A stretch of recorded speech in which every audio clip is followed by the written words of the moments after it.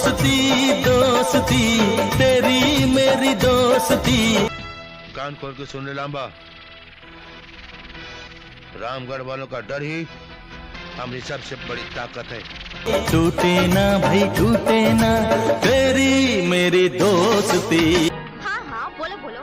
यूँ की देखने वाली बात ये है कि अब तुम बताओगे नहीं कि मुझे जाना कहाँ है, तो मुझे ये कैसे पता चल जाएगा कि तुम्हें जाना कहाँ है?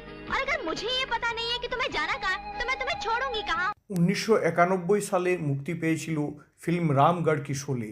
এই ছবিটি বলিউডের অল টাইম ব্লকবাস্টার শোলের প্যারোডি মুভি ছিল। সিনেমাটিতে আমজাদ খানকে বাদ দিয়ে বাকি সমস্ত নায়করাই ছিলেন আসলে নকল।